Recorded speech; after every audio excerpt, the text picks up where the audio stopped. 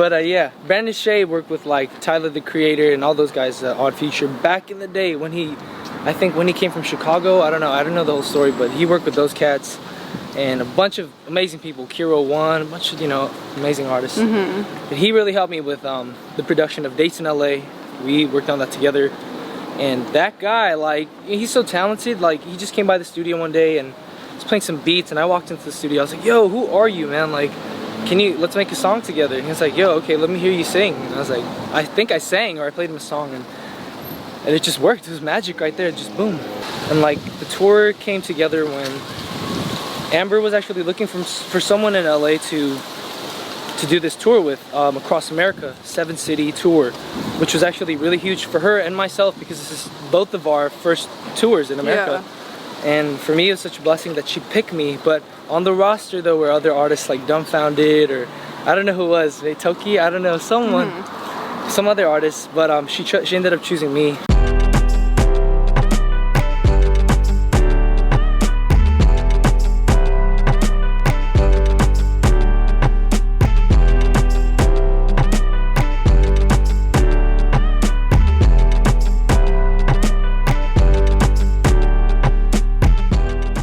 Hi, this is Lauren Engel of Sidewalk Talk. Today I'm here with Justin Park. What's up, man?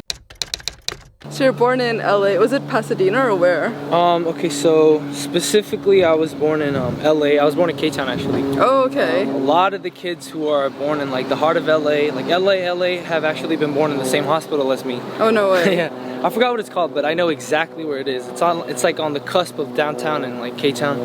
It's on that line, it's right there.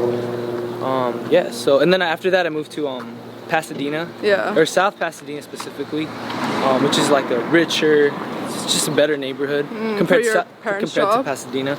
No, only because you know, like for my family, we were struggling financially for like the longest time, and for us to make the decision to move to South Pasadena was huge, because you know, we'd be paying a lot more to, you know, get a better education for like myself and my 2 older cousins. That's the main reason why we went there. And also to get away from like just trouble in Koreatown, because at that time, this was like right after the 90s.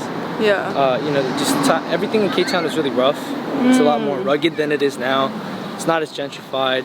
A lot more gangs, and that's one of the bigger issues, just like within my family, you know, that we wanted to avoid. Because like some people in our family were, you know, just a part of that lifestyle. Oh, really? So yeah, so we had to, sure, in K-Town, Koreatown, like anybody who lives here knows that Koreatown it's actually a really dangerous place. Like past 11, 12 o'clock, you know, the criminals come out. It's a little grimy, you know what I'm saying? So people from Koreatown have seen it all. You know, kids went to like LA High School or Fairfax, like it's mad crazy. And it's only because there's such a good mix of people. You know, it's not just Korean people, it's Korean kids who were born in America, who speak English, you know, their whole lives, you know, chilling with like Mexicans or like black people, white people. It's a huge mix of people here, so it's kind of hard to have a person who has just like Asian roots. And your parents moved here from Korea, or? Yeah, like when they first came here, they came from Korea. Well, my mom and dad have completely different stories, which is crazy. My mom came from Korea, so everybody on my mom's side of the family came from Korea, moved to Argentina actually. Oh wow. So me and John Park, Dumbfounded, shout out to him, K-Town hero. We have a very similar story, but Dum actually, I'm not 100% sure about this, but he might have lived in Argentina, but I never got that opportunity. But my parents lived there for like 3 to 5 years, and then they immigrated over here because at that time America wasn't letting Koreans into the United States because of some immigration laws. Yeah. So that's just how it went. And then what careers are your parents? So my dad is actually like a handyman slash salesperson slash piano tuner slash composer. Yeah, so and my mom is she has a very big, generous heart. She's really kind. She works with you know, the elderly, doing social work for them, helping Koreans come to America and just like, you know, immigrate properly and quickly through the process, because sometimes America's really messed up with it, and they don't really, like, you know, tend to the needs that some of these people who are immigrating here, you know, to like make the process quicker. It's like really slow. It's almost like they don't want you to be here. And did you like live in a van, or when was that? Oh shit, you know about that. Okay. So that story is like crazy. So I always say this, but I feel like in my you know, 22 years of life. And I feel as if I've lived so many different lives. Only because of the circumstances that came with each, you know, part of my life. You know, and that time, the time when I lived in a van with my dad, that's like really crazy personal to me. And I really don't tell anybody, but the reason why I wanted to talk about it just openly is because I feel like that's the only way to resolve some of the issues that you have and some of the things that you tend to keep to yourself. You know, like Will Smith always says, you know, if you can just jump, take that leap of faith into the unknown, into, you know, your fears, and to be able to let go of those things and to know that those fears are there, and then to just release it, you know, just being very, you know, true to how you really are, I guess, is, you know, what I would say. But, you know, that's the reason why I'm talking about it. And, you know, going back to that, me and my dad lived in a van because he was being stubborn about some stuff, you know, with my grandmother, who he lived with at the time. Yeah, he just didn't want to live in a house, and like we just didn't have a house, you know, so we lived in the van for like a month or so. So you had a house growing up and then you changed to a van? It's crazy. So it's just so many things. Like they kept moving. Like we did have a house that I used to call like my dad's house, and then we ended up moving from there to San Marino. And this is just my dad's side of the family. Me and my dad's side of the family, my mom's side of the family, completely separate. So they divorced? Yeah, like a long time ago. They actually never even got married. I don't think so. Oh, okay. My mom would tell me that all the time. Yeah, so it's really intense, like my childhood. But then you were kind of like distant from home life, right? You didn't really want to be home a lot. I didn't like it. I didn't really like being at home because at home I felt so trapped. And you know, growing up I actually had ADHD. But I still have ADHD, what am I saying? But there's that, the fact that I'm very restless. I had so much energy. I was just always all over the place, losing my things. You know, like, and all of that just kind of ended up becoming, you know, like issues with me and my mom as well. But, you know, bless her soul, she loves me. She's the one who took care of me my whole life. But, you know, having that ADHD was so intense. So I just couldn't get shit done. I didn't want to be at home. Like, I was just so restless, I couldn't stay in one place. I always wanted to be outside, and I love people. So any opportunity I get to be with friends, that's like, I'm there. You know, I'm the guy who always just talks about his friends. Like, I love my friends. They mean the most to me.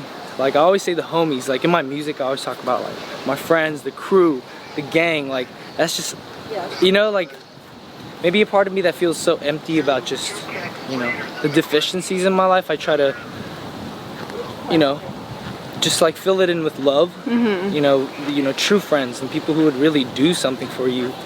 And, you know, the people who really have your back. And, like, time after time, my friends do that for me. And I'm just really blessed to have that support. But some people don't. So my heart goes out to them, too. So I try to be a good friend in turn to people who don't have friends. You know what I'm saying? People who feel like they don't have people they can trust. And I have a lot of very, like, close friends who are like that. So I try to be good to, like, everybody. You know? Were you, like, the troublemaker in school? And, like, did you do well? Like, did you do well or bad in school? Oh, man. Like, Okay. So...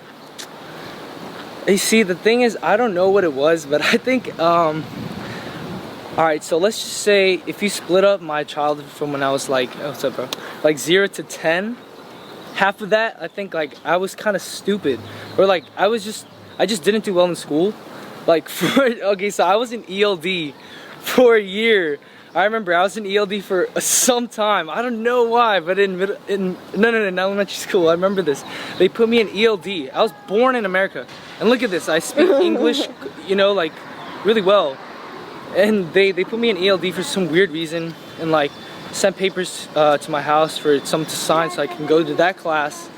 And then like, yeah, months later I got moved out, and that's just the weirdest thing that ever happened to me. I was put into an ELD class where they were teaching me how to form sentences, and oh my gosh, I was like the best one in that class, and I'm like, I don't understand why I'm here. They did that. And then after that, like, I didn't do very well in the beginning, primary years of my school, but when I got to middle school and high school, that's where I really began to shine. My mom put me in like a tutoring center, like a Korean American tutoring center in South Pasadena, and that's where I do. It's called Learning Edge, by the way, and shout out to them too, like Mr. Lee and Mrs. Hong, yeah, I believe. Like they guided me through a lot of my troubling times, you know, if I'd have troubles at home. So yet again, like people who, you know, I think really like God blessed me with people who love me. Like they didn't really have to, you know, go out of their way to, you know, try to guide me and to, you know, bring me out of trouble and to, you know, in a way bring me into the light. But yeah, along my life, along the course of my life, there have been a lot of people who have, you know, been willing to help me. I'm just so blessed to have that. And what kind of music were your parents playing in the house? Man, that's really tough. I really can't remember the beginning, but I know that my dad always played the piano in the house because he's like a huge piano head. He could tune pianos, he plays the piano. His dream was to become a composer. Oh wow. Which didn't happen. He's still trying to chase that dream, and he's kind of like me. He's very hard-headed. He's a very witty, he's a very smart man, very kind. And you know, a lot of those qualities I feel like I do embody as well. But and what clicked to you to start music yourself? For me, for singing, I always loved music, you know, and watching my dad play the piano I think was a big influence. They say that if you play music for kids, you know, it's like, you know, they say if you play classical music, your kid's gonna be a genius or whatever. Like there's just this background to this culture that follows music. And then you did like a talent show, right, that you won? I did in high school. So high school too was a very interesting time for me. Like you know, I wanted to be so cool. I wanted to be in like the popular group, and you know, like a lot of the times, like if I admit it, I tried. I actually really tried. I try to wear like really cool clothes, like as you can see right now. Like I love fashion, just love, you know, looking and feeling the best I can possible.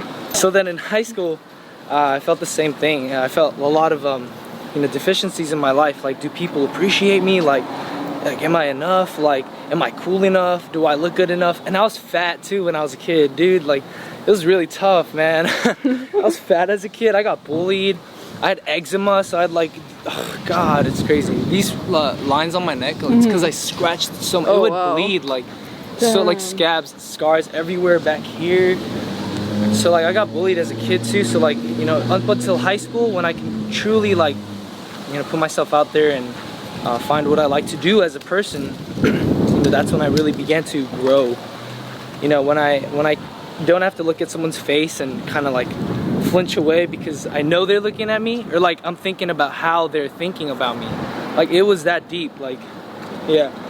But now as a person I feel a lot more whole, and so this whole music thing I feel really helps too. In terms of my confidence, because every moment is a moment of kind of uncertainty in music, and especially as like a star, because I want to be a star, you know. I want to be able to dance, perform, sing, do all these incredible things and have no competition. So I need to work hard. But to be that person, to be like a Michael Jackson, you got to put yourself out there. Like you got to try different moves where you feel uncomfortable and you just feel so foreign. And every step in this journey for me has been like that. So I'm like unflinchable. Like, you know, when Matt Barnes threw the basketball at Kobe's face and he didn't even flinch. I'm unflinchable right now in the game. What do you think was the turning point from like the old you that was overweight to like getting confidence? Fudge, man. Seriously, just love. It was all love. Was there like a specific incident that clicked to you? They're like, okay, I'm gonna. It's a lot. Start working out. I went to church a lot, and at church I played basketball. And that's another place where I grew a lot of confidence because, you know, at church you're supposed to find love. You're supposed to find passion. You're supposed to find grace. You know what I'm saying? So like, when I went to church, a lot of great things happened. I lost a lot of weight too. So from like 7th grade to 8th grade, that's when I lost a lot of weight. And then that helped me believe in myself too, and believe in my abilities as well, because as I lost weight, I became kind of an athlete because I loved basketball. Then after that, football, then wrestling, and all these different things, you know? And was church something that your like parents brought you to, or you just kind of went yourself? Yeah, oh man. Like, I wish I could tell all the stories, but so for the earliest thing that I can remember that correlate to church, like the earliest memory that I can correlate with church is like when I used to go to this Catholic church. It's a small Catholic church in this house that these two priests, or it's a priest and his wife, and they live there with this other woman who has a kid named Andrew, who was my friend. And they had this church in this house, and like my mom and I went there every Sunday. And, like for a time when my mom, and at this time I didn't know where the hell my mom went. She went somewhere, and I had to live with those people, with the priest and his wife. And like they had this van that smelled like onions, because there were onions in the back of the car all the time. And like, oh my god, they would take me to Catholic school and stuff. It was just crazy. And then after high school, were your parents worried about your career and life? Yeah, of course, for sure. So I tell this story to everybody in like every interview, but I was supposed to go to CSUN. It's a school out here in California, in Northridge.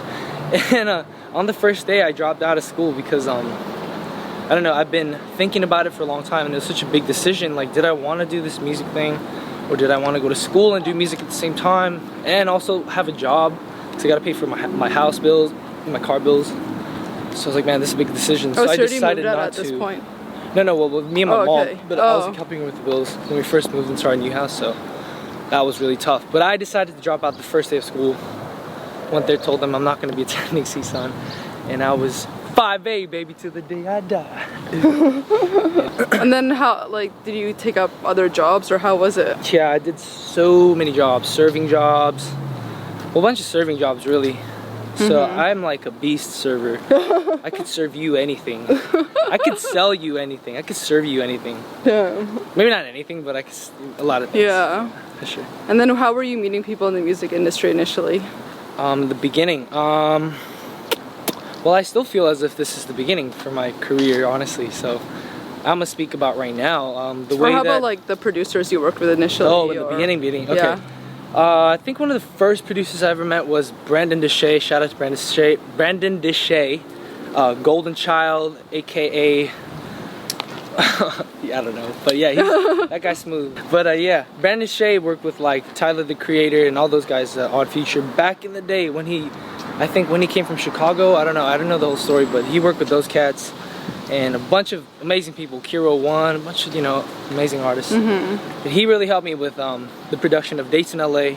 We worked on that together, and that guy, like, he's so talented. Like, he just came by the studio one day and was playing some beats, and I walked into the studio. I was like, yo, who are you, man? Like, let's make a song together. And he was like, yo, okay, let me hear you sing. And I was like, I think I sang, or I played him a song, and it just worked. It was magic right there, just boom. And how did you meet your management? So 5A, I met 5A through, man, it's crazy. So before 5A, I actually worked with another production group out in Hollywood, and we made songs together. They managed an artist named Kid Ink, this guy named Agent Swish, like these, it's just like the homies, like bigger homie, older homies who were just helping me out with music. And OT Genesis too, the I'm in love with the Go. Like, I would see that guy all the time, so I think he was a part of our management as well. So I was the only Asian guy there, or in a room most of the time. It's just me and the brothers, honestly. This is like when I was 17, 18, I'd take the metro at like 11 p.m. right before it closes.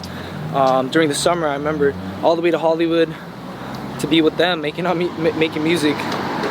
Literally trying my hardest to do what I wanted to do. Wow. And do whatever the fuck I wanted to, And then how did you meet Amber?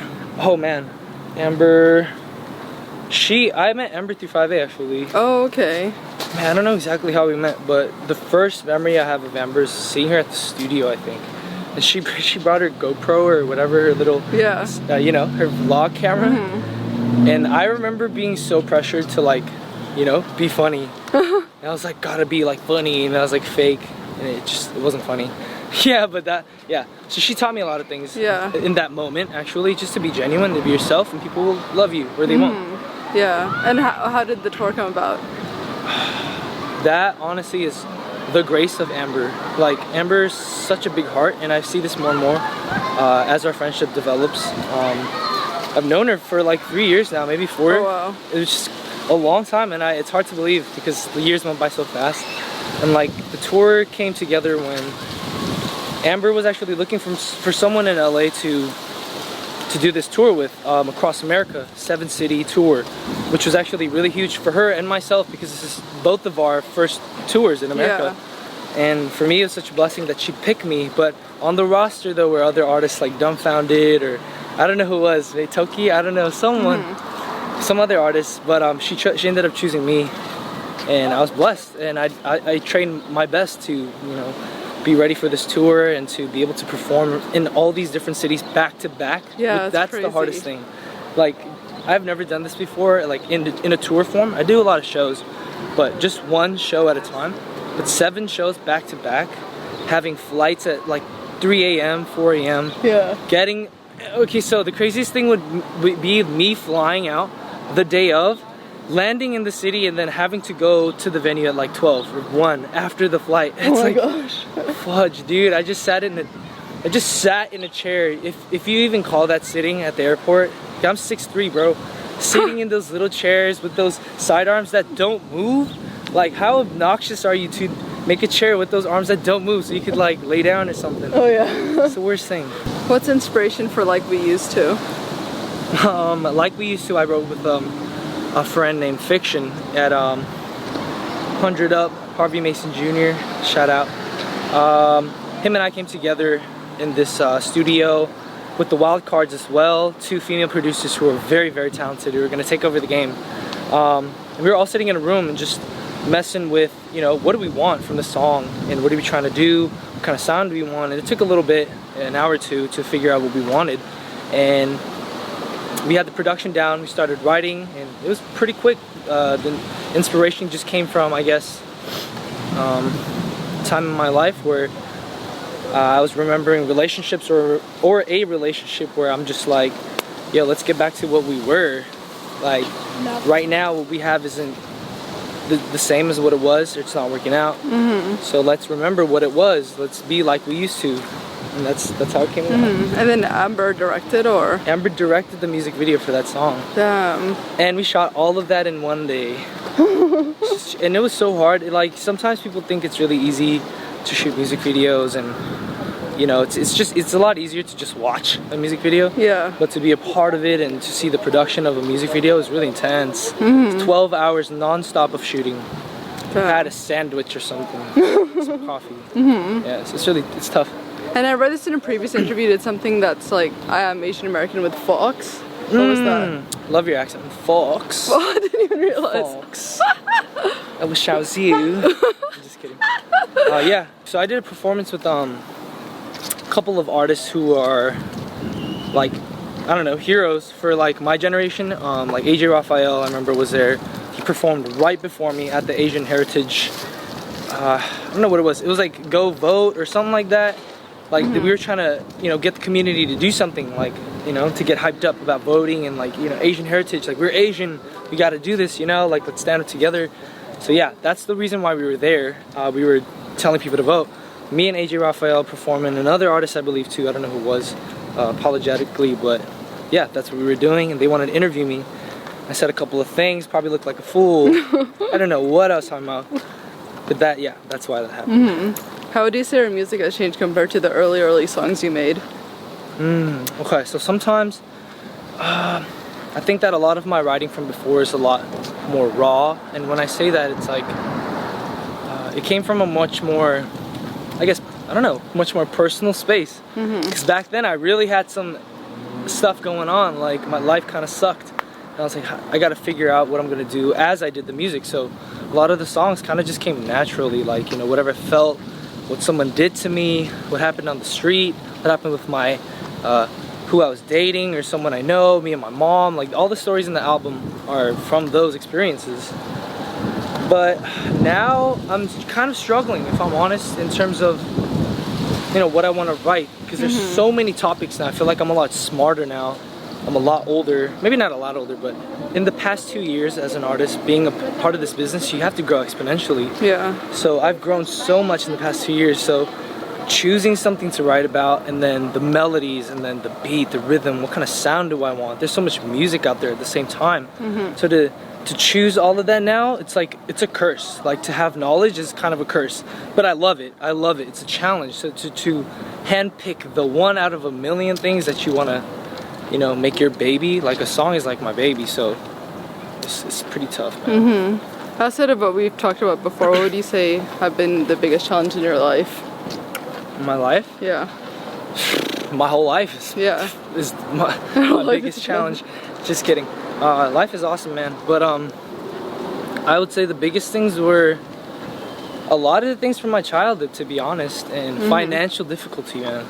So I find that those are blessings as well, though, because I'm really pushed to look into why that is. Why are people struggling? Like, why are there so many people like me who have the same stories, who are struggling financially? Because, you know, it's because the government doesn't care, or like just something's not going right, you know. So I'm trying to look into that, and I have been, and just talking to people and just seeing, you know, why it is that it's like that. And I want to change that. For people who are watching who are also have difficulties with their families, what advice would you give them? For them, man, just keep going, and don't let what's happening to you right now, and don't let who you are right now define you, because life is a journey. It really is. Like, think about that. What is a journey to you? Like I don't know, man. Life is really long. So I've met a lot of kids in high school who were the ish, like they were really cool, they had the best clothes, and they decided to do drugs, and like, you know, that was cool. You came to the school dance on Molly, like, you're dope, man. Oh, you're really cool. And then years later, they're not doing anything. They tell you, like, senior year, oh, I'm pursuing music, man, I'm about to be a model, I got this deal with Hollister. And then freaking 2 years later, bro, you're doing nothing, and I'm here out grinding.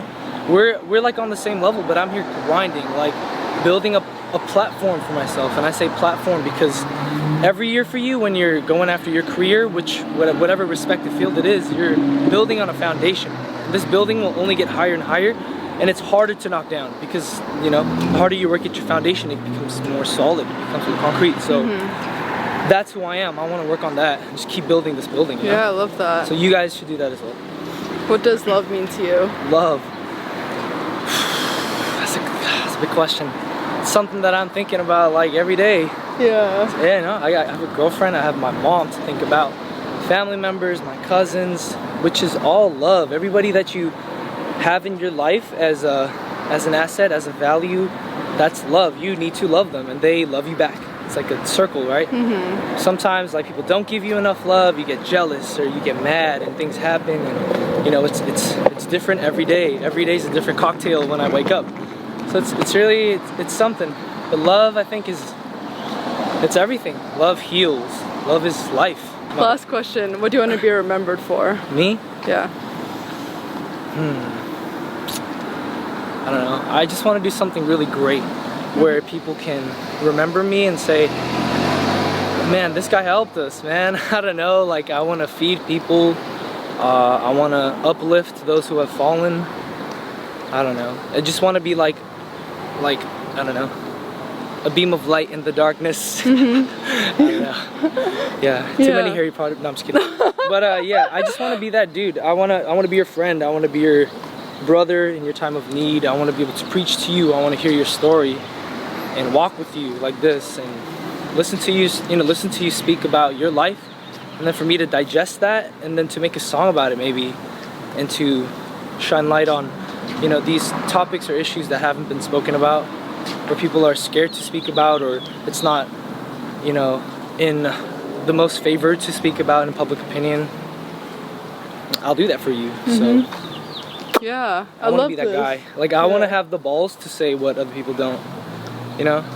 Because right now, I keep saying this to myself and my friends, but right now, this might sound a little arrogant, but if I died right now, I would not care, because I feel like I've done so much already. I look back on my photos and just pictures with people like out there who I've worked with, or celebrities, producers, who I never thought in a million years I'd work with or see or be in the same room with. For some reason, because of my hard work and God and luck and my fans and just people who've loved me, I was able to sit in a room with those people. And man, if I died right now, it's okay. You know, I was able to stand on a stage and speak positive messages every time I performed. I spoke something positive. Like, I prayed right before my performances, you know, like telling God, yo, this is for you. Let me not forget why I'm doing this, yo. Like, yeah, deep stuff. But yeah, I would pray like that. You know, I would pray like that before I get on stage. I'd be like, this is for you. This is not for me. Like, let me not be too vulgar, because that's how I am sometimes. I curse. You know, I'm not perfect. But at the end of the day, I say, like, this is for you. This is for the people. Let me remind myself that I'm about to sing and to uplift these folks and to make this a moment of happiness in these people's lives, so that they can continue on after this and you know, be just inspired to live, to keep living, you know? Oh, this is awesome. Thank you so much. No problem. Bye, guys.